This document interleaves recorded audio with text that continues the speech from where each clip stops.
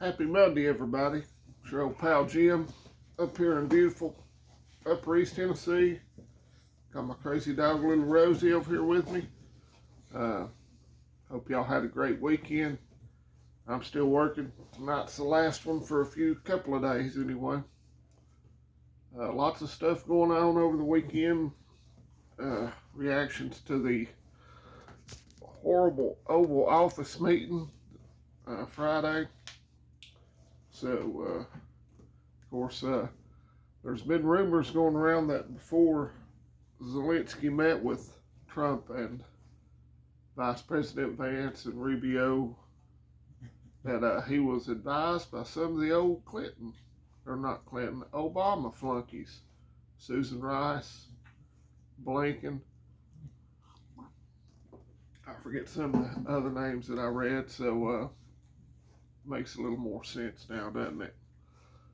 But there's a few news articles. I'm not going to go into that meeting again that I saw over the weekend. Working as advertised, even legacy media admits Trump's border crackdown is effective. CBS came out with an article talking about that the number of illegal encounters in February were the lowest in 25 years. See what I'm saying? Could have been stopped like that. It was intentional and purposeful. That old potato head Biden and Gilsa Paris just let them waltz into the country unfettered, unchecked. Don't know where they're at, who they are, what their intentions are. I'm not saying that all of them are bad people. That's not true. But enough of them are that you should be worried about them. I don't know what the purpose was. I also saw an article. Was it Venezuela Maduro? Yeah, said that Biden and them was having them fly in, or they were flying in Trinidad gang members. What the purpose of that was has to be something nefarious. So that's when we say you're for border security. That's what I'm for. I want them out of here, all of them, because we don't know who they are or what they're here for. And I am going to talk about the Ukraine situation a little bit. Europe unveils rival Ukraine peace plan backed by boots on the ground and planes on the air. After Zelensky got scalded here, he ran to London to meet with Keir Starmer. So, and Starmer said that he's willing. He pledged 2.6 billion pounds or whatever for Ukraine, and that they would be willing to put planes in the air over Ukraine and boots on the ground in Ukraine. And France has offered. Germany's getting ready to send 100 long-range missiles. France has offered their nuclear to put Europe under their nuclear umbrella. I'm not sure how many nukes France has. But boots on the ground is just going to keep the war going. I reckon Europe is going to pledge $100 billion or $200 billion to keep this war going. I'm not sure why they have such vested interest in wanting to keep the war going. If you're willing to learn about it, since somebody called me a Putin fanboy or a sympathizer or Russian propagandist, I go listen to Professor Jeffrey Sachs, and you'll get a brief history lesson about the Minsk Agreement and what's been going on in Eastern Europe and Ukraine specifically since the 90s, when James Baker told Gorbachev that NATO would not go 1 inch toward Russia, which was a lie. And I'm not a Putin fanboy. I think he's a vile, evil person too.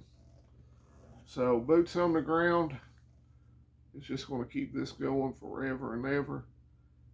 It don't look like a peace deal is going to happen anytime soon now.